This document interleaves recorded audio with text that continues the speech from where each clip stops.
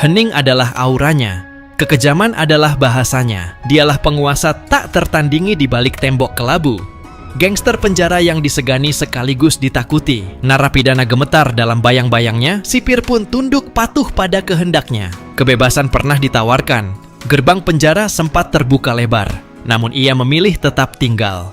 Penjara adalah kerajaannya dan ia enggan melepaskan tahtanya. Siapapun yang berani menentang, apalagi mengkhianati, akan merasakan murkanya yang mengerikan. Mereka akan digantung, tubuhnya menjadi pelajaran yang berdarah. Bisik-bisik tentang siksaannya lebih menakutkan dari kematian itu sendiri. Mata napi dicungkil tanpa ampun. Tangan terlepas oleh gerinda yang meraung. Di dalam penjara kekuasaannya mutlak, dan teror adalah hukumnya.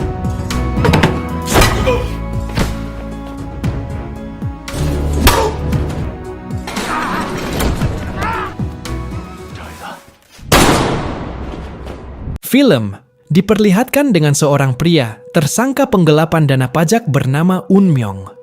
Disinyalir dia telah menggelapkan dana pajak yang cukup fantastis, yakni hingga mencapai puluhan miliar.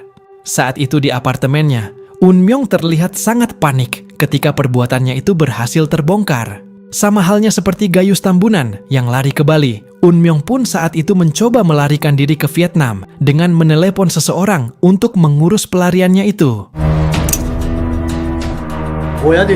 Namun tanpa ia sadari, tiba-tiba masuklah 3 orang pria bertopeng yang saat itu juga tanpa basa-basi menjalankan misi mereka secara profesional mengancam Un Myung untuk tidak melakukan gerakan apapun.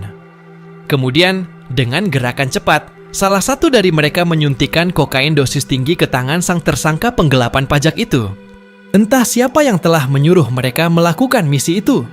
Namun, yang pastinya mereka menyuntikkan kokain tersebut untuk mengelabui petugas kepolisian yang tentunya bakalan mengira kalau Un Myung tewas karena overdosis. Baru saja mereka ingin meninggalkan apartemen itu. Tiba-tiba muncullah seorang gadis dari ruangan lain yang entah itu setengah pria atau setengah wanita atau siapapun itu. Namun 3 pria tersebut yang tidak ingin misi mereka terbongkar dengan adanya saksi. Saat itu juga mereka pun menghabisi gadis itu tanpa pandang bulu. Setelah menuntaskan misi dengan rapi dan sangat profesional, mereka kemudian segera meninggalkan lokasi pembantaian dan kembali masuk ke habitat mereka, yaitu di dalam sebuah penjara.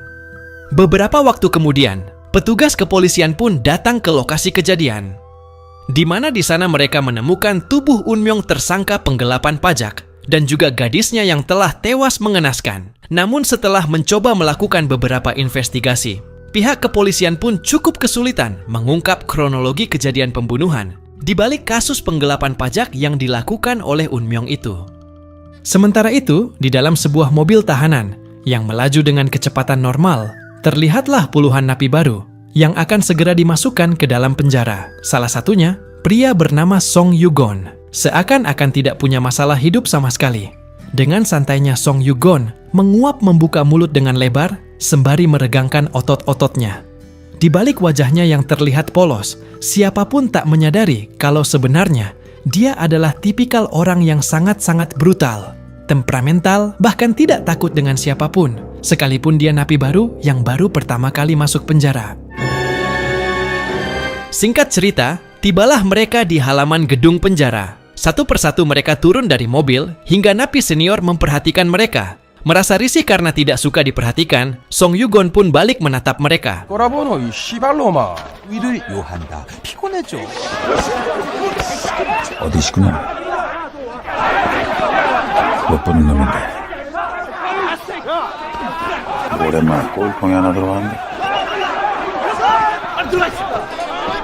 Malam harinya di dalam sel penjara, ternyata Song Yugon dihajar hingga babak belur oleh beberapa napi senior yang tentunya tidak terima dengan kelancangan Song Yugon tadi siang.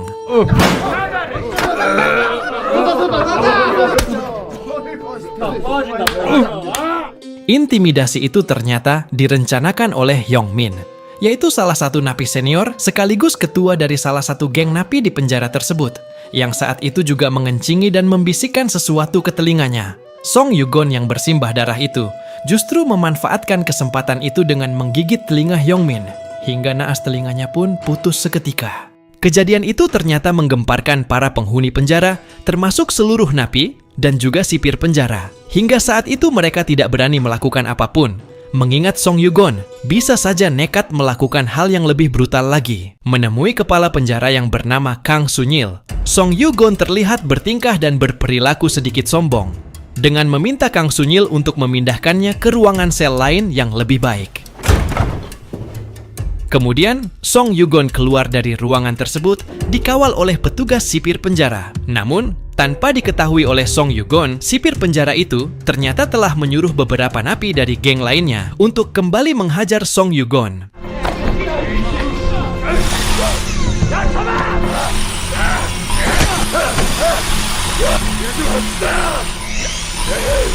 Setelah ditangkap, datanglah pimpinan mereka bernama Jung Ik Ho. Dia mengancam Song Yugon untuk tidak berbuat ulah lagi di penjara dan diwajibkan patuh jika ingin hidup tenang di penjara tersebut. Namun sayangnya, Song Yugon masih tetap keras kepala dan kembali memberontak. Hal itu membuat Jung Ik Ho emosi.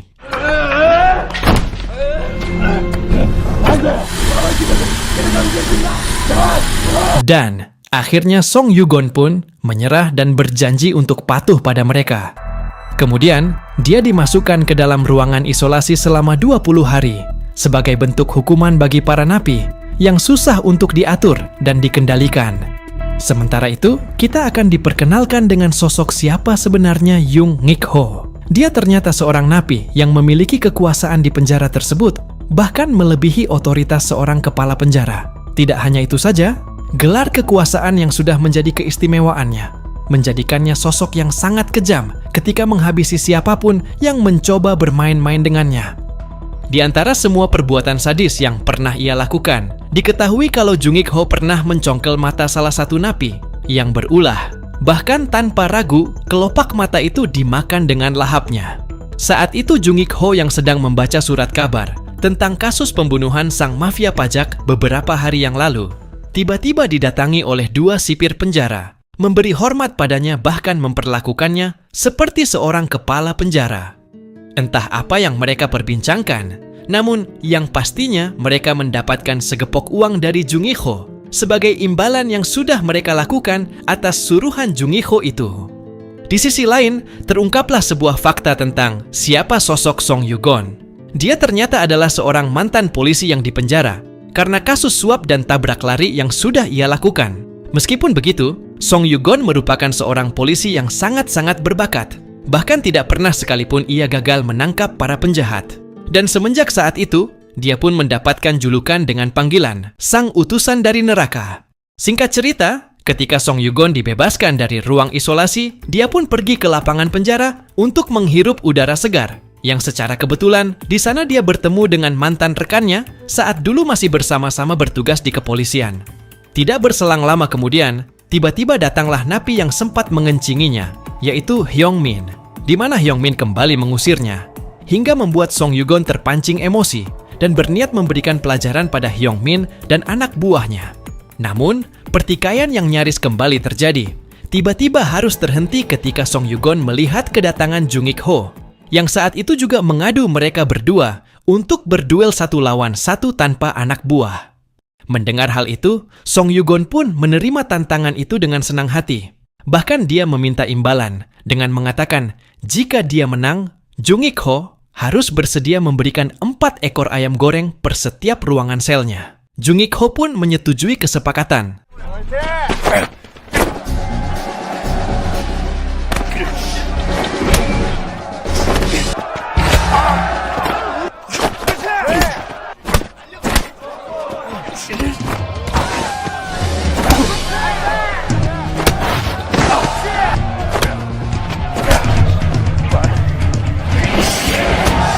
Dan Song Yugon pun menang.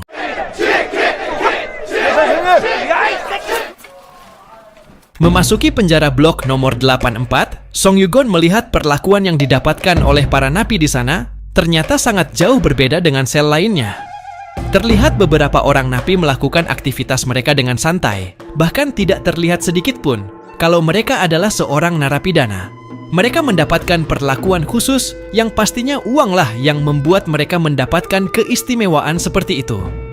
Di keesokan harinya, Kepala penjara yaitu Kang Sunyil didatangi oleh seorang dokter bernama Kim yang merupakan kaki tangan Jung Ik Ho.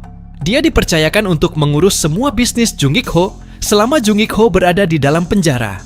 Kedatangannya ke sana tak lain dan tak bukan adalah untuk memberikan sejumlah uang kepada Kang Sunyil sebagai uang suap dari kasus pembunuhan yang kita saksikan di awal film tadi. Dan akhirnya terungkaplah fakta bahwa kepala penjara ini bekerja sama dengan para napi yang dipimpin oleh Jung Ik Ho. Di dapur penjara, kita juga akan melihat sebuah fakta baru, yang mana ternyata kelompok napi ini adalah mantan orang-orang yang memiliki intelektual tinggi. Salah satunya sang eksekutor yang menyuntikkan kokain ke tangan Un Myung, seperti yang di awal film. 너 뭘로 들어왔냐? Hingga beberapa waktu kemudian, Jung Ik Ho menemukan Kang Sunyil sang kepala penjara untuk membicarakan sebuah rencana baru. Namun terlihat jelas dari raut wajah Kang Sunyil yang mulai khawatir dengan kerjasamanya dengan Jung Ik Ho itu, di mana dia secara tidak langsung telah mengambil resiko yang cukup besar karena telah membiarkan Jung Ik Ho dan anak buahnya keluar masuk penjara dengan bebas. Saat itu, ia pun hanya bisa memperingati Jung Ik Ho untuk tetap berhati-hati dalam melakukan pekerjaan mereka. Di suatu kesempatan, Jung Ik Ho beserta gengnya mulai melakukan misi baru, yaitu mencuri barang sitaan polisi secara diam-diam. Bahkan mereka juga merekrut seorang napi dari penjara lain yang memiliki skill dalam perakitan bom.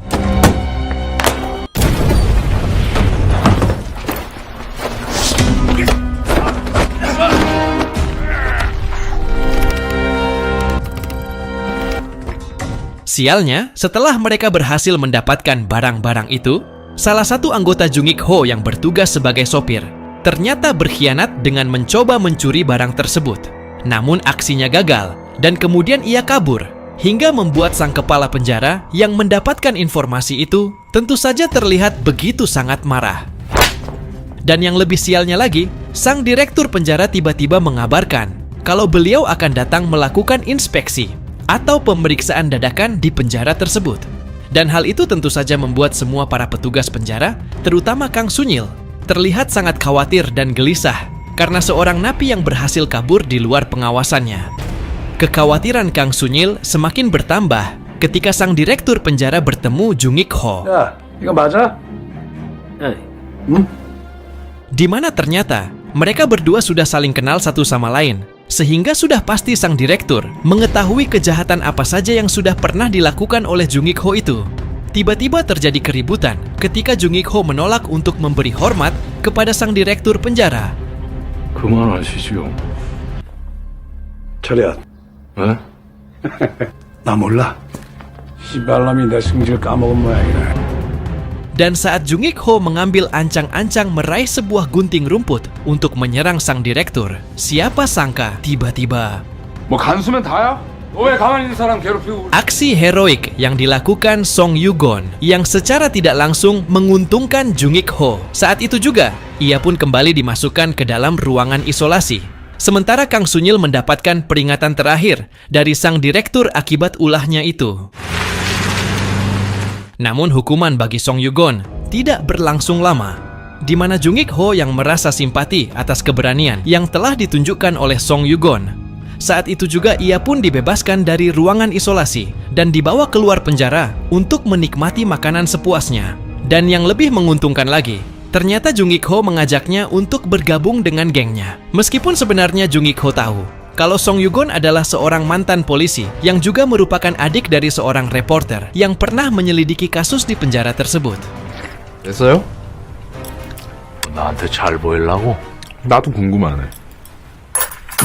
Hingga di suatu malam, Song Yugon mendapatkan misi pertama dari Jung Ik Ho, yaitu menangkap salah satu anak buah Jung Ik Ho yang kabur beberapa hari yang lalu. Dan mulailah Song Yugon melancarkan aksinya. Dia mengendap-endap dengan senyap mencoba melakukan tugas tersebut dengan baik.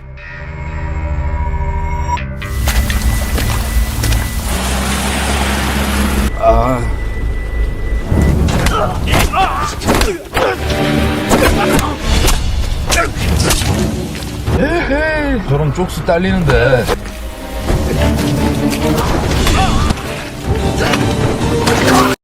Setelah target berhasil ditemukan dan ditangkap, Jung Ik Ho lalu membawa anak buah yang sempat kabur itu kembali ke habitatnya, yaitu penjara. Sesampainya di penjara, dia disiksa karena terlalu berani menentang bos penjara paling berkuasa. 당신은 그렇게 살려주십시오. 그만하고 싶어서 잘못했습니다. 예? Dan semenjak saat itu, Song Yugon resmi menjadi salah satu anggota geng Jung Ik Ho. Ia bahkan mendapatkan kepercayaan sepenuhnya dari Jung Ik Ho, yang mana hal itu justru membuat asisten Jung Ik Ho menjadi cemas karena merasa posisinya akan terancam dengan adanya Song Yugon. Merasa sakit hati melihat Song Yugon diperlakukan dengan sangat istimewa oleh Jung Ik Ho. Sang asisten itu pun merencanakan sebuah rencana jahat, yaitu dengan menemui Hyung Min, sang napi yang pernah mengencingi Song Yugon beberapa waktu yang lalu. 에? 마빠 왜 그래? Di mana mereka berdua merencanakan sebuah misi yang cukup nekat, yaitu menggeser kekuasaan dan kepemimpinan Jung Ik Ho. Hingga di suatu ketika, saat Song Yugon disuruh untuk membersihkan lantai penjara, Song Yugon melihat Kang Sunyil sedang menyembunyikan sesuatu di dalam ruangannya. Dan saat Kang Sunyil pergi, Song Yugon yang penasaran itu pun masuk diam-diam ke ruangan Kang Sunyil dan mencuri sebuah kaset yang merupakan bukti kejahatan mereka. Terungkaplah fakta baru, di mana ternyata Song Yugon sengaja masuk penjara tersebut, tak lain dan tak bukan, hanyalah untuk merencanakan balas dendam atas kematian kakaknya. 조만간 기사 터뜨릴 모양이니까. Namun tak berapa lama, Song Yugon tiba-tiba kaget ketika Kang Sunyil kembali masuk ke dalam ruangannya. Membuat Kang Sunyil sempat curiga, namun untungnya Song Yugon pandai membaca situasi dengan beralasan kalau dia hanya masuk untuk bersih-bersih di ruangan itu. Beberapa hari kemudian, penjara tersebut didatangi oleh seorang donatur yang akan memberikan sumbangannya. Di sana terlihat pula Dr. Kim, alias kaki tangan Jung Ik Ho, yang ternyata kedatangan mereka berdua sebenarnya hanya modus untuk melancarkan bisnis transaksi narkoba. Saat transaksi, Song Yugon yang penasaran mencoba mencari tahu dengan mengintip melalui jendela. Dan secara kebetulan, dia tiba-tiba melihat Hyung Min dan anak buahnya yang sepertinya sedang berniat untuk menjebak dan menggagalkan transaksi yang saat itu sedang dilakukan oleh Jung Ik Ho. Hingga masuklah mereka ke dalam.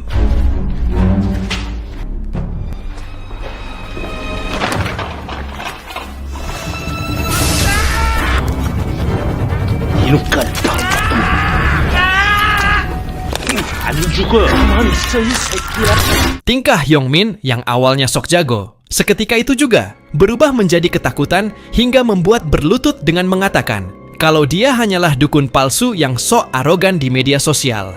Namun permohonan maafnya tidak berlangsung lama, di mana Hyung Min yang ternyata pandai bersandiwara tiba-tiba saja mengambil kesempatan itu dengan menusuk Jung Ik Ho dari belakang. Ketika penusukan sedang berlangsung, Song Yugon tiba-tiba datang menghajar kelompok dari Hyung Min.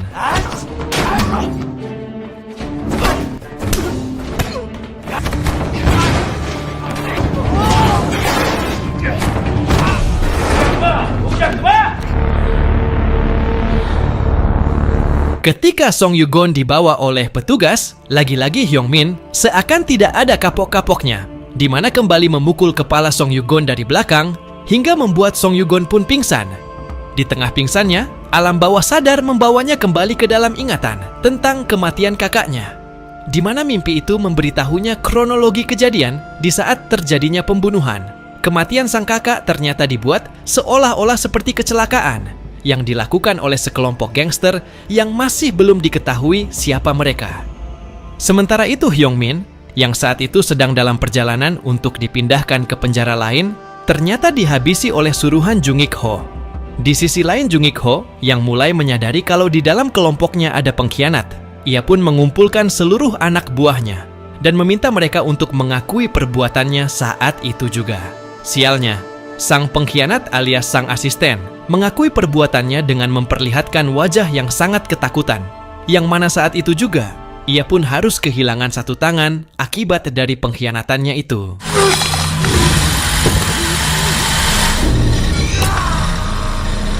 Di tempat lain, kita akan diperlihatkan dengan kepala penjara Kang Sunyil. dia kembali mendapatkan peringatan dari sang direktur, di mana sang direktur sudah curiga atas pekerjaan kotornya yang telah berani bernegosiasi dengan Jung Ik Ho yang seorang narapidana, di mana saat itu juga ia pun terancam kehilangan jabatannya atau bahkan dipecat sebagai konsekuensi atas apa yang sudah ia lakukan. Di waktu yang hampir bersamaan, Song Yugon diam-diam bertemu dengan atasannya di kepolisian. Di sana dia memberikan kaset bukti rekaman kejahatan yang tempo hari sempat ia ambil dari ruangan Kang Sunyil. Diketahui bahwa para napi selama ini dengan gampang mendapatkan narkoba, yang tentunya semua itu tidak lepas dari peran Dr. Kim dan Kang Sunyil sebagai perencana dan perantara yang memuluskan peredaran bisnis kotor yang didalangi oleh Jung Ik Ho itu. 너희들은 못 나갑니다. 내가 곧바로 형 집행정지 작업부터 시작할게. Hingga di keesokan harinya, Kang Sunyil menemui Jung Ik Ho, memintanya untuk menghentikan bisnis kotor mereka tersebut, mengingat peringatan dan ancaman terakhir dari direktur penjara. Namun bukannya tobat, Jung Ik Ho justru merencanakan sebuah misi baru, di mana malam itu dia kembali mengikut sertakan Song Yugon dalam misinya itu. Namun, kali ini Song Yugon justru diam-diam membocorkan misi rahasia mereka itu kepada polisi. Hingga saat itu juga kepolisian bergerak dengan cepat menuju ke TKP. Namun ternyata penyergapan dari pihak kepolisian tidak segampang yang dipikirkan oleh Song Yugon, di mana Jung Ik Ho ternyata sudah mengantisipasi kecurangan, sehingga para polisi tidak menemukan apapun di lokasi yang diberikan oleh Song Yugon itu. 다른 방법 찾아볼 테니까 일단 작전 펑크는 거는 어쩔 수 없는 거야. Rupanya Jung Ik Ho membawa Song Yugon ke sebuah tempat, di mana di sana terlihat sang direktur penjara yang sudah mereka amankan untuk nantinya dimasukkan ke dalam sebuah mesin penghancur. Song Yugon yang tidak ingin identitasnya terbongkar saat itu hanya bisa terdiam melihat kejadian mengerikan itu. 진짜?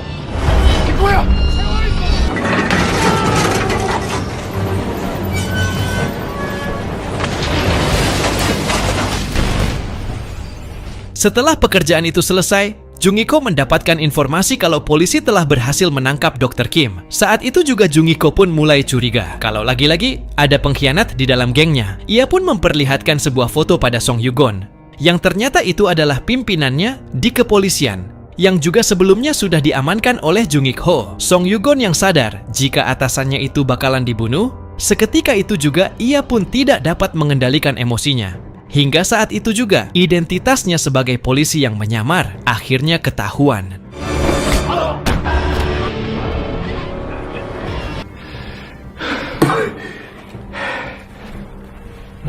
Sementara itu dalam ruangannya, Kang Sunyil menyadari jika kaset bukti rekaman kejahatannya telah menghilang. Dia pun yang curiga jika itu adalah ulah Jung Ik Ho. Saat itu juga dia mengambil senjatanya, lalu mendatangi Jung Ik Ho di lokasi. Hingga dengan muak ia mengeluarkan pistolnya untuk menghabisi sang gangster kelas kakap itu.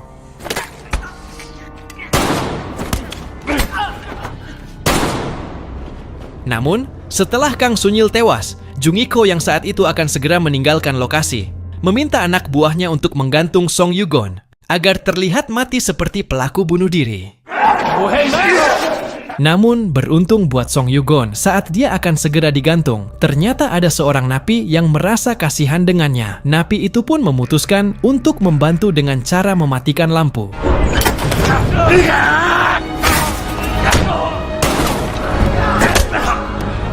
Setelah berhasil melepaskan diri, aksi pertama yang dilakukan oleh Song Yugon adalah membakar kebun kesayangan Jung Ik Ho. Kemudian disusul dengan membakar seluruh bangunan penjara hingga terjadi kehebohan di dalam sana. Di saat semua orang sedang sibuk di tengah kebakaran yang terjadi, Jung Ik Ho yang tahu bahwa itu adalah ulah Song Yugon. 손 다 끊어버리고.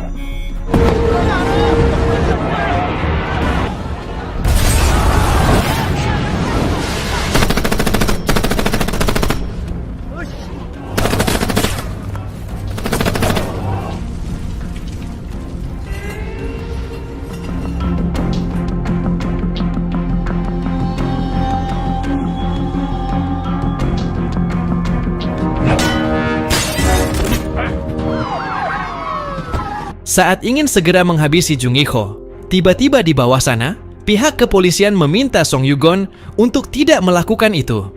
Namun, perintah itu justru dimanfaatkan oleh Jung Ik-ho untuk kembali menyerang Song Yugon. Di saat itu juga, dengan terpaksa pihak kepolisian mengarahkan bidikan mereka tepat ke arah Jung Ik-ho. Dan saat itu juga, Jung Ik-ho sang kepala gangster itu pun tewas. Setelah keadaan aman, tentram, damai, dan hanya menyisakan puing-puing bangunan penjara yang terbakar, semua petugas penjara yang terlibat akhirnya ditangkap. Sementara Song Yugon diberi apresiasi atas tindakannya yang telah membongkar kasus penyelundupan narkoba dan kecurangan yang selama ini ada di penjara. Namun sekalipun demikian, dia tetap harus menjalani hukuman sebagai konsekuensi atas semua tindakannya yang sudah ia lakukan.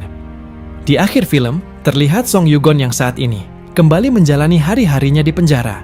Namun, dia terlihat menggunakan seragam penjara berwarna coklat sebagai pertanda bahwa dia kini menjadi penguasa di penjara tersebut. Dan, film pun berakhir. Terima kasih telah menonton, dan sampai jumpa di video berikutnya.